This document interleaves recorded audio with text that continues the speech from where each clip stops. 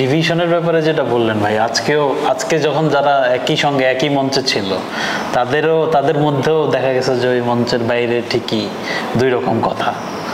হ্যাঁ, বাইরে বলতেছিল যে আমাদের কাছে যে এই কাজটা ঠিক মতো করার নাই, ভুল কিন্তু দোনো পক্ষের হয়েছে, তারা নিজেরাই বলতেছে। তাহলে তো ঘুরে ফিরে আতিফ ভাই যেটা বলতেছে সেটাই, মানে ওই পক্ষ তো আসলে বেসিক্যালি এখানে দুইটা ছিল না, যে আরেক পক্ষ যে এই পক্ষের সঙ্গে স্ট্রংলি মানে ধরেন লড়াই করবে। আমার তো মনে হয় সবচেয়ে বড় জিনিস যেটা মানে এই আজকের প্রোটেস্টিং যে গ্রুপ, তাদের মধ্যে সবচেয়ে বড় জিনিসটা হলো বিশ্বাসহীনতা। তারা কেউ কারো প্রতি পুরোপুরি বিশ্বাস রাখতে পারে, আস্থার সংকট। ইভেন কমেন্টের সময়ও বলে, মানে নাম ধরে যখন আরেকজনের কথা উল্লেখ করা হচ্ছে তখনও বলতেছে আমি ওটার সঙ্গে একমত, পুরোপুরি একমত না বা এরকম ভাবে। আজকে আমি যখন রফিকুল ইসলাম বাবুকে প্রশ্ন করছি আমি নিজে, যে আপনি তো একদিন আগে টাইমের সাথে এসে বললেন যে আসিফ মাহমুদকে আপনি না না না আসিফ মাহমুদ ভালো না, চলেন না। পরের দিনই আপনি আবার এসে বললেন, তামিম যখন চলে গেল যে আসিফ মাহমুদ না। আপনি এক মুখে দুই কথা বললেন, আপনি কি তখন তামিম কিন্তু হাসতেছিল পাশ দিয়ে, and that smile tells everything. এরপরে আবার মানে আরও এই ইলেকশন আগে বলি, আপনি আজকে ইলেকশনে আসতেছেন, হঠাৎ করে আমাদের এতগুলো বিএনপি পদপ্রার্থী কেন দরকার হলো? হঠাৎ করে বাংলাদেশের ক্রিকেটটা আমিনুল একা কেন কীভাবে বুঝলেন? আমিনুল হক সাবেক ফুটবলার, যিনি বিএনপি একটা বড় জায়গায় আছেন। আপনার কি মনে হয় না যে, তোমাদের কি মনে হয় না যে বাংলাদেশের ক্রিকেটে সবসময় পলিটিক্যাল ইনফ্লুয়েন্স ছিল? অবশ্যই, এটা ডিনাই করার সুযোগ নেই তো। এরকম নেকেড ছিল না। Even in the last board মানে যারা আসছিল তারাও কিন্তু যেই ক্রিকেটে ইনভলভমেন্ট ছিল, হ্যাঁ তারা যেভাবে আসছে তাতে কিন্তু being the son of a political leader gave me a license to sit here. I don't think that's right. Ishraq, you can tell about him, but I'm not sure how much he's involved with cricket. আচ্ছা তবে এখানে আরেকটা point, যে আপনি যখন ইনফ্লুয়েন্সের কথা বলছেন, যে পলিটিক্যাল ইনফ্লুয়েন্স, সো গভর্নমেন্ট যদি এখানে কোনো রকম আসলে ইনফ্লুয়েন্স বা কিছু করেও থাকে, যেটা তামিমরা দাবি করেছেন, তো সেটাও তো আসলে একরকম পলিটিক্যাল ইনফ্লুয়েন্সই বলতে হবে, তাই না? তো গভর্নমেন্টের আসলে ইনফ্লুয়েন্স কোন পর্যায়ে ছিল, নাকি সেটা আসলে ব্যাপারটা কীরকম ছিল? মানে আমি যদি ধরেন পুরা জিনিসটা বলি, যে তাদের একটা দাবি বলেন বা মানে আপত্তির জায়গা ছিল যে ওই অ্যাডহক কমিটি থেকে, মানে বুলবুল ভাই যেটা ওই 18 তারিখ সম্ভবত, তাই না, 18 তারিখের যে হ্যাঁ স্বাক্ষরটা, সেটাও তো মনে হয় উনি দিয়েছিলেন এনএসসিকে। মানে উনি তো আসলে ডিস্ট্রিক্টকে দেন নাই, তাদেরকে বলছেন যে এনএসসি যাতে প্রত্যেকটা ডিস্ট্রিক্ট এবং ডিভিশনাল মানে কাউন্সিলকে বলে যে কনস্টিটিউশন অনুযায়ী যেটা আছে সেই অ্যাডহক কমিটি থেকেই নিতে হবে। মানে শুরুটা তো সেখানেই আপত্তির জায়গাটা। তো এখান থেকে এই রিট তো আসলে একটা মানে আদালতের ব্যাপার। এখানে আপনি ইনফ্লুয়েন্স বলেন বা যাই বলেন, এটা তো আসলে দিন শেষে আদালত ডিসাইড করবে। মানে এছাড়া তো আপনি আর কিছু বলতে পারবেন না, তাই না? মানে হ্যাঁ, রিট হচ্ছে কখন কোন জিনিস, রিটের টাইমিংটাও খুবই ইন্টারেস্টিং, সেটা তো আমরা সবাই বুঝতেছি। কিন্তু কথা হচ্ছে যে ওখান থেকে এই পর্যন্ত আরেক এন্ডের যে দাবি দেওয়া, সেগুলো আসলে কতটা যৌক্তিক ছিল? মানে আপনি যেটা বলতেছেন, হ্যাঁ সেটা হচ্ছে একটা দ্বৈত নীতি আছে, যে একবার বলতেছি এটা, একবার বলতেছি ওটা। কিন্তু তারা এর মাঝখানে যেসব দাবি করেছেন, সেখানে ধরেন মানে বিভিন্ন রকমের প্রার্থী বা কাউন্সিলর, রাতের ভোট বলেন, বা ধরেন বিনি সুতোয় গাথামালা বলেন, মানে অনেক রকমের টার্ম আমরা দেখেছি। হ্যাঁ, প্রভাবিত ইলেকশন, ইন্টারভিনিং বলেন বা ইনফ্লুয়েন্স বলেন। সো এই ব্যাপারটা আসলে কেমন ছিল? মানে তাদের দাবি দেওয়া কতটা যৌক্তিক ছিল যে এই ইলেকশন একটা প্রশ্নবিদ্ধ ইলেকশন? না, এটা তো ইয়ে দেয়, ধরেন মানে মিরপুরের উইকেট আপনি খেলতে নামলেন, হ্যাঁ, আপনাকে কিন্তু মাথায় ওইটুকু নিয়ে নামতে হবে যে বলটা নিচে হবে। চাইলেও টি-20তে সবসময় 170 হ্যাঁ ওইটা হবে না। যেই মুহূর্তে আমিনুল ইসলাম বুলবুল আসলেন, ইলেকশন করবেন ঘোষণা দিলেন, তখন কিন্তু তার প্রতিপক্ষ সবার জানাই উচিত ছিল যে এটা হলো গভর্নমেন্ট ব্যাক বুলবুল ইলেকশন। মানে উইকেটটা মিরপুর হয়ে গেছে, এখানে সব ধরনের শট খেলা যাবে না। আমিনুল ইসলাম যখন হলেন তখনই কিন্তু বোঝা উচিত ছিল যে এখানে কিন্তু they have to fight against administration. So হ্যাঁ, and the government, not the government, and the interim government. হ্যাঁ, সেটা গভর্নমেন্ট না, সেটা ইন্টারিম সর্ট অফ গভর্নমেন্ট। হ্যাঁ, তো যখন আমিনুল ইসলাম বুলবুল আসছেন, তখন যারাই খেলতে আসছেন তারা সবাই জানেন যে কিছু জিনিস আমাদেরকে মাথা পেতে নিয়েই খেলতে হবে। So if you can accept all those things, then you would better not play in that league. Because আপনার কমিটি যখন থাকবে, আপনি লিগ খেলতেছেন, আপনার কমিটি টিমের সাথে কমিটি টিম তো কিছু অ্যাডভান্টেজ পাবেই। আপনার দেশে হয় না, খেলা হয় না, লিগ হয় না, টেপটেন্স কমিটি টিম থাকে না, অনেক সাথে লিগ হয় না, হয় না? Bulbul was the committee team. So বুলবুলের অ্যাডভান্টেজটা নিবে, এটা তো এভরিওয়ান নিউ।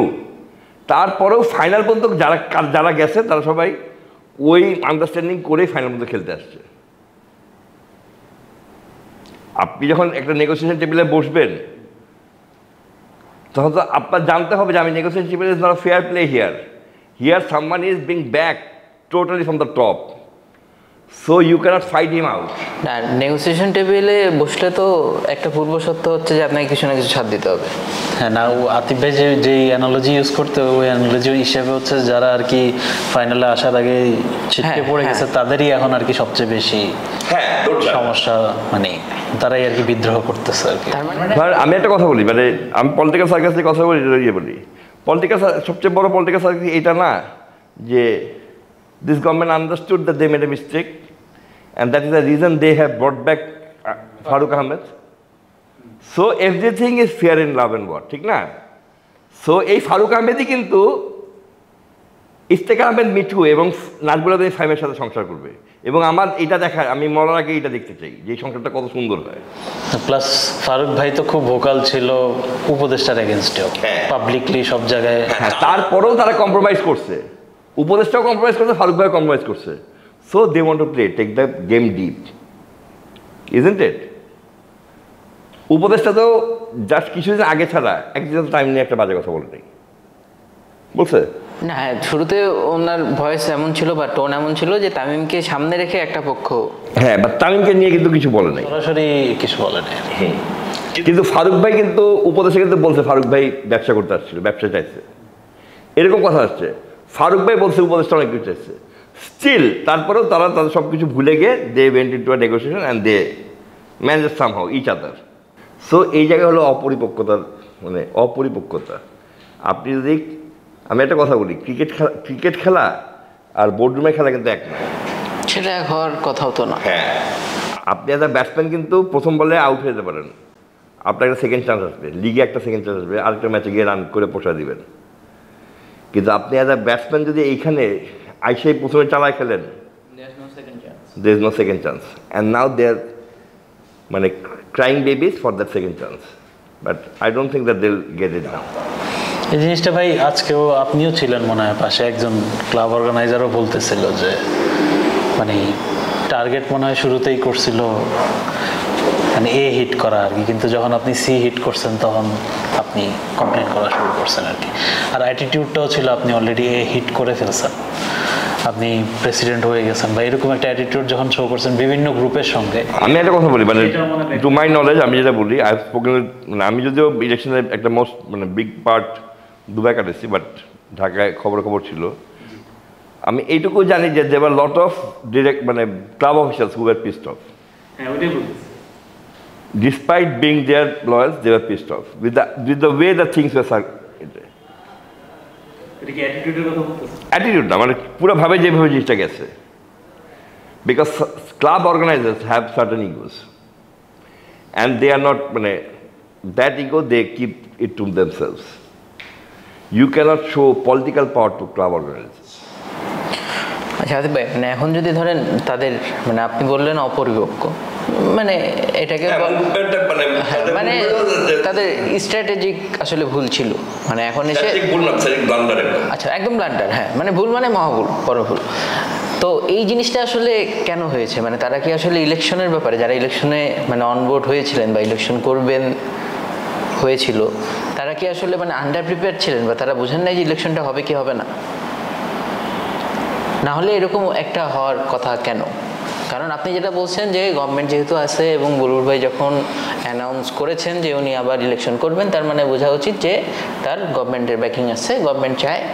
কারণ এটা তো স্বাভাবিক যে ধরেন আগের বোর্ড চলে যাওয়ার পরে দুইটা বোর্ড প্রেসিডেন্ট, মানে বুলবুল ভাই তো সেকেন্ড বোর্ড প্রেসিডেন্ট, এবং এটা তো আসলে দুইজনই এনএসসির মনোনয়নে, এছাড়া সুযোগও ছিল না, তার মানে গভর্নমেন্ট ব্যাকড।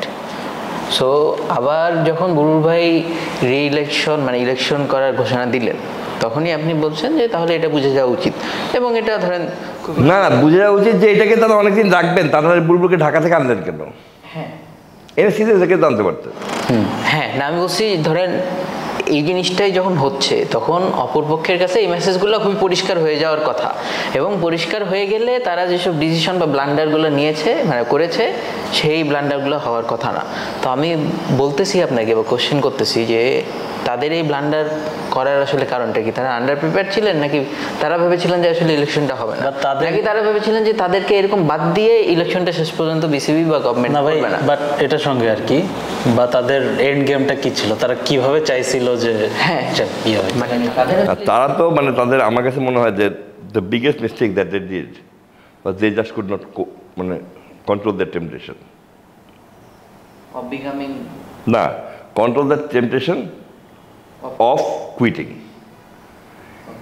যখন আপনার কোর্টের রায়টা হলো যে 15 ক্লাব বাদ, তখন তাদের যে মানে নর্তন কুটদন দেখলাম 15 ক্লাব বাদে পড়ে, ওরা আমার কাছে এই মনে হয় 15 ক্লাব বাদ, ওখানে কিন্তু একটা ক্লাস ছিল।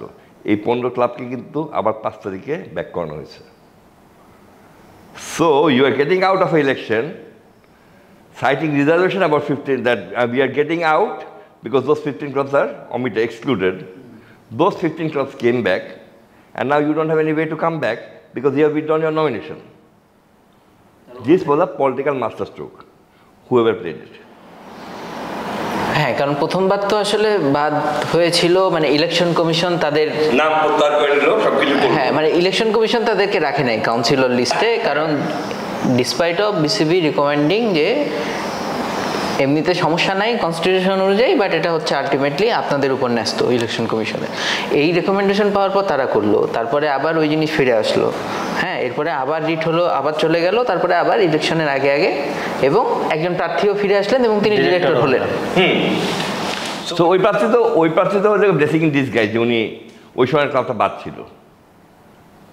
কারণ আপনি যে প্রার্থীর নাম বলছেন ওনাকে আপনি এমন কোনো প্যানেল নাই যেখানে দেখা যায় নাই। যেই প্রার্থী এই অনুষ্ঠান ওই এখান থেকে ইলেক্টেড বডি হয়ে আসছেন, ওই প্রার্থী আমার মোহামেডান স্পোর্টিং ক্লাবের অনুষ্ঠানে গেছিলেন। হ্যাঁ, প্রেস কনফারেন্সটাও করছিল। সো মানে তারা কি হলো, তারা ভাবছে যে এই 15 ক্লাব আর ফিরবে না। Government always had that card in their hand. কারা ভাবছিলেন? এই যে যারা চলে বেরিয়ে গেছিল, উইথড্র করে নিয়েছিল, যখন এই 15 ক্লাবকে ফিরে আনলেন তখন তাদের আর গভর্নমেন্টকে ইয়ে করতে পারেন না, অ্যাকুজ করতে পারেন না যে ওই 15 ক্লাব বাদ দিয়েছেন বলে আমরা ইলেকশন থেকে বেরিয়ে গেছি। গভর্নমেন্ট, আপনি সেই রাতে 5 তারিখে রাতে আসিফ মাহমুদের পোস্টের কথা মনে আছে? ফেসবুক পোস্ট, এত তাড়াহুড়া না করলে অনেকে বাড়ত, সরাসরি বলছে। সো আপনি তো মানে ওয়েট করবেন, মানে এই খেলাটা তো আপনার একটু ওয়েট করতে হবে। এবং এখানে আমার মনে হয় যে মানে ওই গ্রুপের সাথে মাহবুব যদি থাকতেন তাহলে এইটাই ধরেন আমি আপনার কাছে বলতে চাচ্ছি, মানে লিডারশিপের ইয়ে ছিল। হ্যাঁ, যে এরকম ব্লান্ডার করার কারণটা কি, যে সামনে বা এভাবে মানে ধরেন বিসিবিতে কিভাবে কি হয় এই জিনিসগুলো জানেন না, বা অনেকদিন ধরে জানেন না বলে কি এরকম কিছু একটা হয়েছে? আমার মনে হয় যে তারা যে পলিটিক্যাল আইডেন্টিটিটা দিয়ে যাচ্ছিলেন that was not good enough. তারা ভাবতেছিলেন যে একটা পলিটিক্যাল আইডেন্টিটি দিয়ে এটার জোরে আমরা সব কিছু করবো, বাট মানে here cricket prevailed over political identity. কারণ আপনাদের বা আমাদের কারোরই বিশ্বাস করার কোনো কারণ নাই যে যেই প্রতিষ্ঠান ডিরেক্টর আছেন তারা কেউ বিএনপি ঘরানার না, বা তাদের বিএনপি কানেকশন নাই। এটাও বিশ্বাস করা যাবে না যে এই যদি এই ইলেকশন হয়, ন্যাশনাল ইলেকশনের পরে বিএনপি আসছে তাদেরকে ঘাট ধাক্কা দিয়ে বের করে দিবে। মানে আপনি বলতে চাচ্ছেন সেটারও চান্স কম? চান্স অবশ্যই কম, আনলেস হাইকোর্টের যে পূর্ণাঙ্গ রায়টা তাদের বিরুদ্ধে যায়। হাইকোর্ট কিন্তু ডিভিশন এবং ডিস্ট্রিক্টের একটা পূর্ণাঙ্গ রায়ের ব্যাপার, মানে ওই যে অ্যাডহক কমিটির যে চিঠিটা, হ্যাঁ, ওটা তাদের বিরুদ্ধে তাহলে সো কী হবে? আপনি যখন এটাকে নিয়ে নেবেন তখন কী হবে? এটা শ্রীলঙ্কা হবে। আপনি জাস্ট খালি কমনলি মানে জাস্ট এবার একটু নর্মাল চিন্তা করেন, এটা শ্রীলঙ্কা হবে। মানুষ ক্রিকেট তো শ্রীলঙ্কা বা জিম্বাবুয়ের মতো একটা অবস্থা হয়ে যাবে। ক্রিকেট তো উঠে নেবে আইসিসি, তো এটার বডি ভেঙে ফেলছো, ঠিক আছে না? Do you think a political party that is coming to power after 17 or 18 years would like to take this blame right away after taking the power? High risk. আর ওই হাইকোর্টের যেটা বললেন ভাই, ওইটা তো এর মধ্যেও হয়ে যেতে পারে, তাই? হ্যাঁ, এই 4-5 মধ্যে হয়ে যেতে পারে। Then there yes, so মানে why we are thinking that whenever this government is changed and some other political parties come, they will make sure that this CA is CA. In fact, on a other way around, you can think that they will make sure that this runs. তাদের গুডউইলের জন্যই যেতে দরকার। To show that sports is away from politics.